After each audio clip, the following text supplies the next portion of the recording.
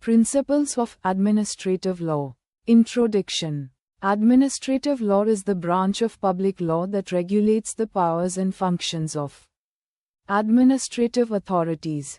Its purpose is to prevent abuse of power, protect individual rights, and ensure that government acts within legal limits.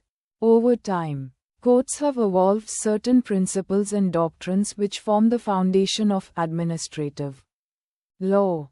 Judicial review. Courts hold the ultimate power to review administrative actions. They will strike down any decision that is ultra vires, beyond its power, disproportionate, excessive, or unreasonable. Safeguards against arbitrary discretion.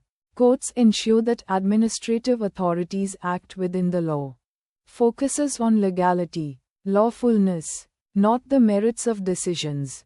Controls discretionary powers to prevent arbitrariness. Grounds: illegality, irrationality, procedural impropriety,